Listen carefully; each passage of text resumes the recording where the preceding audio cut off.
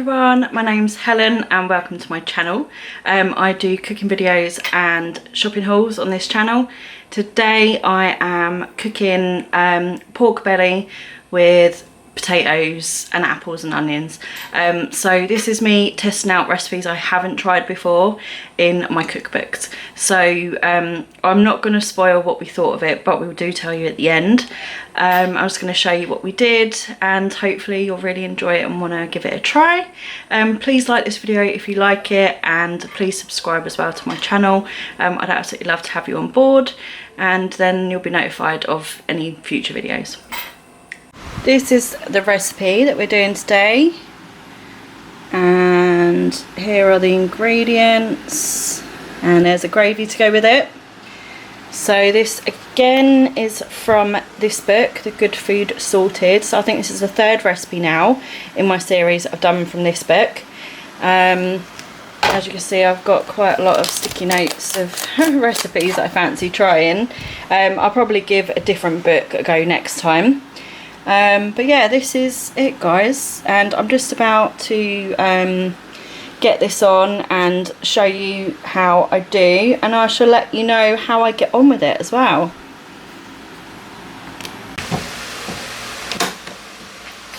I hope you can hear me alright. It's an extremely hot day and I need the fan on.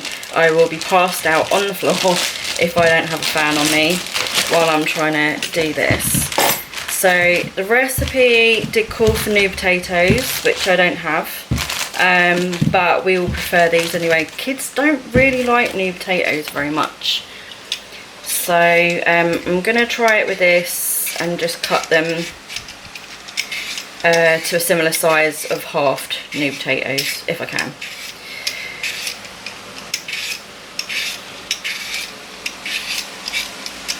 What I am going to do is, I've got a bowl of cold water next to me, so I'm not ready to cook the potatoes yet, but I am just doing this as like my meal prep. I want them to be ready for when I'm ready, basically. I do have to do things in stages sometimes because of my health, and this is, it sounds like a reasonably easy recipe, it's just not a quick one. So I have decided I'm going to do it bit by bit. Obviously you guys can just do it how you want to do it, but for me this is the only way this is going to work, as if I do some bits and then come back and do some more bits later. So that is what I'm doing. So I'm basically just going to put the cut potatoes in water just to keep them nice and fresh so they don't go brown or anything, and then they'll be fine for when we do come to cook them.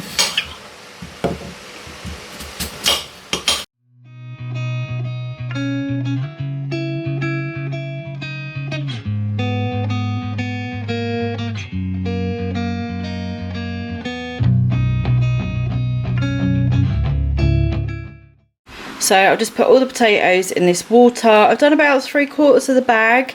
So this week there is only 2 children at home with me for dinner, and so obviously that's 3 portions, but I want to try and get a 4th portion out of this dinner so I can give some to my dad, because I think he'd really enjoy it. So I did some extra potatoes, but we've only got a small piece of pork belly, and I'll explain more about that when I get the pork out later. But I'm just going to set these aside for now until I'm ready. This is the piece of pork I got in my shopping delivery. I didn't check the weight of it when it came, so when I ordered it, I ordered the highest weight that they had. But there's always, because obviously I can't guarantee the weights, can they? So they'll just say it's between so and so and so and so, and I was hoping it was on the higher end. Unfortunately it's not, it's only 0.583 kilos. I needed 1.5 kilos, so I was going to order more than one, but then I thought we don't need that much pork anyway, and they're not going to cook the same individually as small pieces as they would as one large piece. So I just thought, you know, we'll just get the smaller one. Now I wish I had got 2, because I think it's going to shrink a little bit. So I may do some extra meat just to have on the side of this dinner in case we don't have enough meat. But I'm going to cook this as it is. I had a chat with my dad, who used to be a butcher, and he reckoned to keep the thyme very similar, as the pork belly joint can really take a long slow cook. So I'm going to test it as we go through, just to make sure that it's not getting overcooked. So I'm just going to put the pork in a roasting dish. I have preheated the oven to gas mark 6, and it says to put this in skin side up. So I'm just going to wash my hands. 1 quart of salt on, so I'm going to do some sea salt, because you really want this skin to crisp up nicely, and it's the salt that helps. I've got some fresh, what's it called? Thyme. It's not fennel, thyme. I've got some fresh thyme, so I'm just going to pull some of these off. Oh, I thought they were supposed to slide off. I'm going to put some fresh thyme leaves on. Yeah, I was going to take them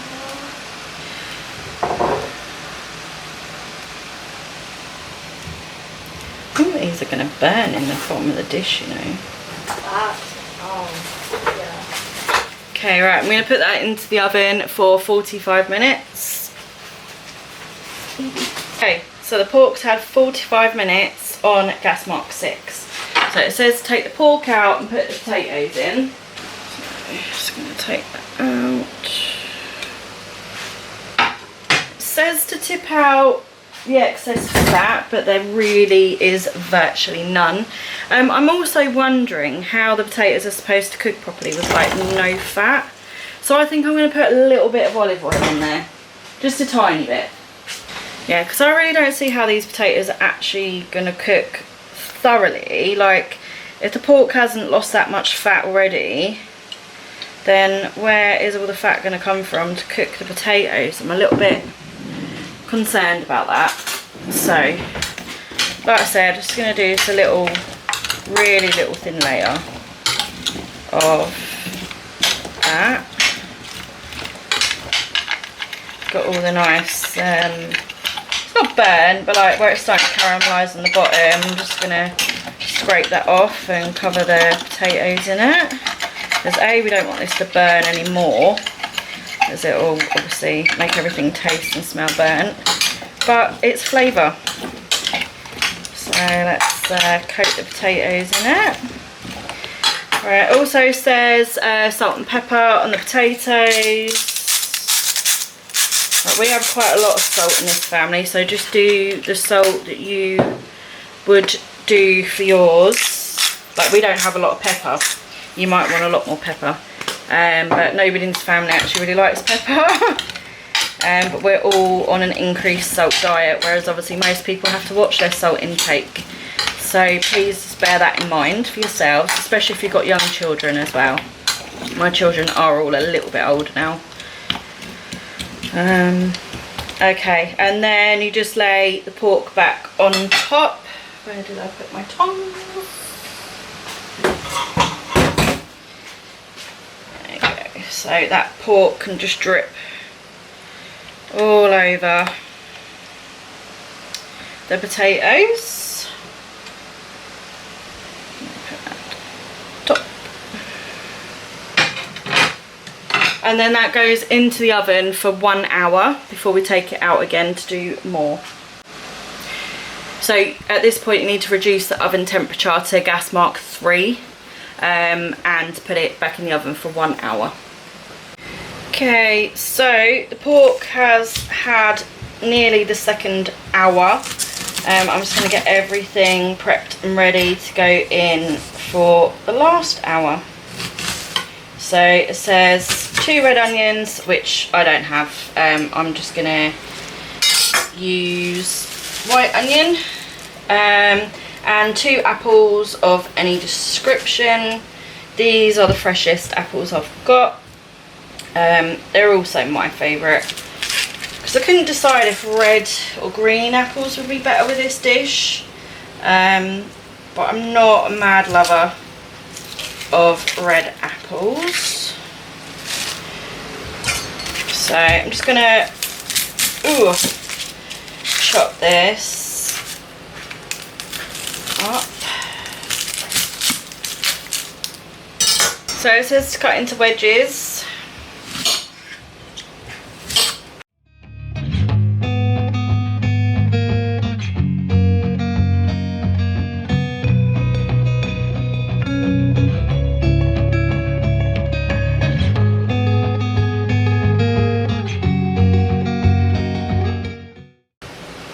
Okay, so that's all the onions and apples all chopped up. It also said to get some sage leaves, which I couldn't get. I tried to order them and they didn't have any. I'm going to see if I've got any dried sage, but I don't think I do. Okay, so this is how it's looking after an hour and 45 minutes. Just going to take this pork out for a second and give all this a good stir up. That is very liquidy now.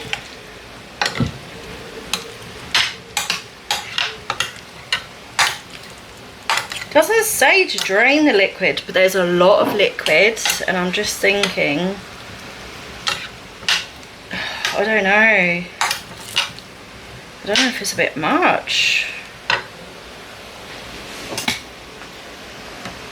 Potatoes are getting nice and soft. They're not done, but they're not far off. Pork's quite tender, but definitely not done. So I'm just going to pour all the apples and onions in and give them a good stir up. There's just so much in here.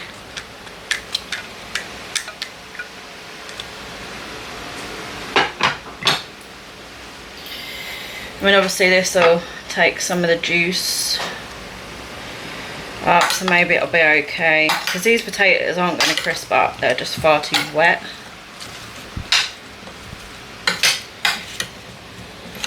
Nope, lost a bit.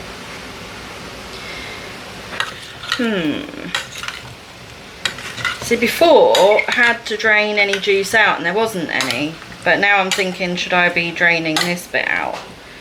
I'm wondering if these potatoes are just going to be really watery and wet. I don't know what to do.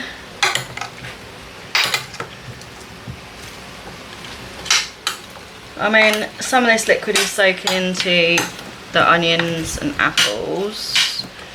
Already there doesn't look like there's as much liquid, so maybe it'll be alright.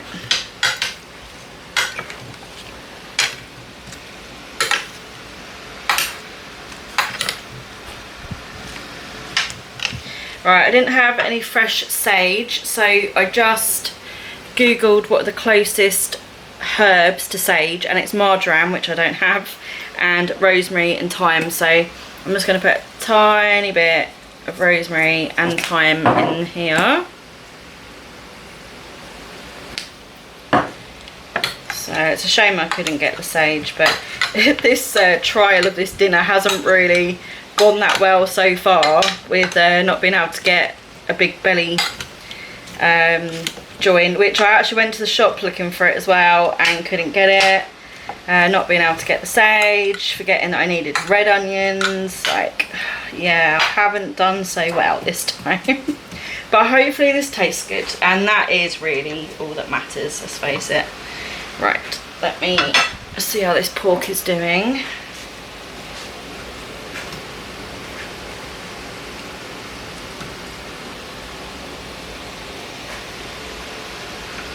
Okay, so it's quite soft in places. I don't think it's actually quite ready anyway. So I'm going to give it probably half an hour and check the pork, but it needs to go back in the oven for another hour. Okay, so I'm just measuring everything out to start making this gravy. I have never ever made gravy before, not real gravy, so I'm a little bit apprehensive about it, but I'm going to give it my best shot. So I've just boiled the kettle for some chicken stock. I have got some cider for the gravy. So we need 150 mils of the cider.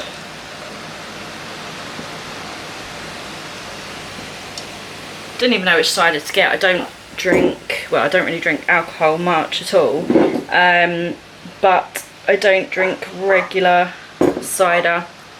Can't say I really like it that much, to be honest. Oh, it's orange. Is it usually orange? Nice, okay. Smells very cidery. Reminds me of my youth. Okay, and then I need 200 mils of chicken stock. And then I'm going to take you over to the cooker with me whilst I make this gravy in the pan. Okay, so for the butter, I am using dairy-free butter because 2 of us don't have dairy. So that's 40 grams, and I'm going to melt that in the pan.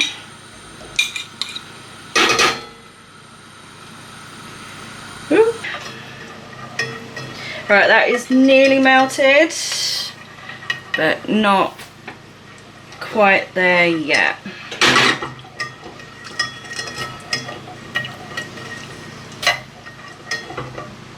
Okay, so I'm just gonna pop in the flour and whisk it in.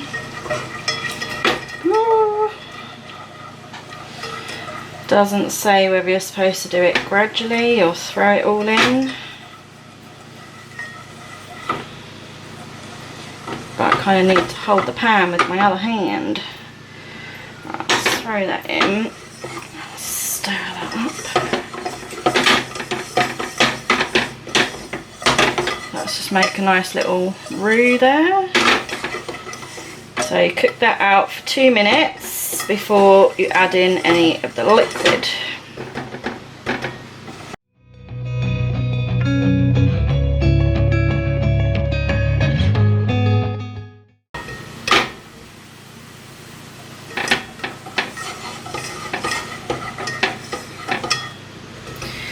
Right, now it says to slowly add in the cider.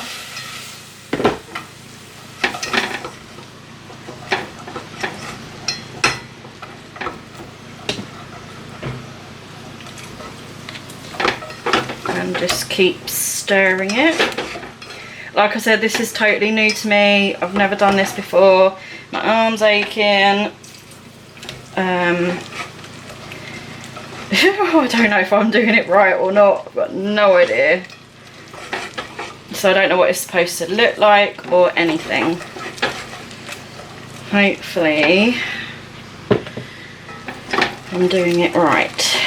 You guys can tell me if I'm right or wrong here. Like, I'm not going to be offended. I honestly don't know.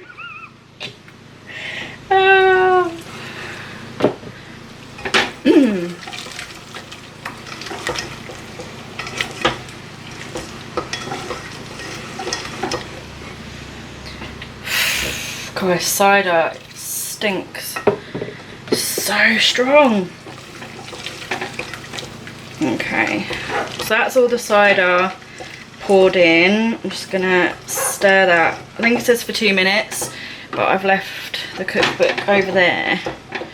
But that's looking a little bit smoother now. You can see that. It's not lumpy. Oh man, my arm is dead. This is why I don't usually do things like that, because this is actually quite difficult for me to do because of my conditions and stuff. But like I said, I'm just trying to do different things, trying to broaden my horizons a little bit with my food, but in what I'm doing as well. And it's nice to give the kids different stuff as well. Right, so I've stirred that for 2 minutes. Now it says to add the stock. Right, it's not telling me how to add the stock. Like little bits, all of it, straight away. I don't know. I'm gonna kind of try and do it gradually and see if that... Okay, that's getting rid of some of the lumps. We'll keep doing that.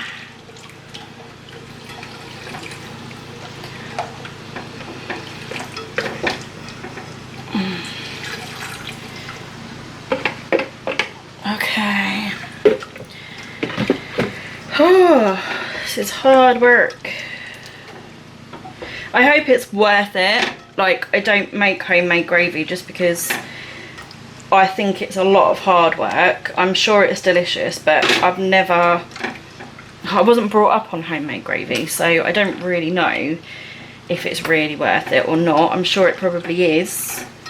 But you know, generally we'd have gravy with a roast dinner and you've already spent hours cooking and preparing it. Like, do I want to stand here and make gravy as well? Not really. But considering this was an easy roast dinner to do, and it's all part of the recipe in the book, I decided to do it for you, and I'm really interested to see how this gravy goes. Right, so it says to simmer that for 20 minutes. This is about halfway through the cooking of the gravy now. It's really starting to thicken up. So that needs 20 minutes simmering in total. And I'd say by then the pork and the potatoes should be done. Okay, so this gravy is really thick now. It's definitely all thickened up, and I'm just about to start dishing up the meal. So I'm just going to add some chives. Said like a teaspoon or something. I'm not going to measure. So I'm just going to chop some in there.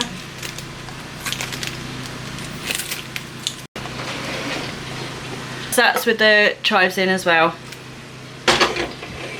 I forgot to show you guys what it looked like before I started dishing up.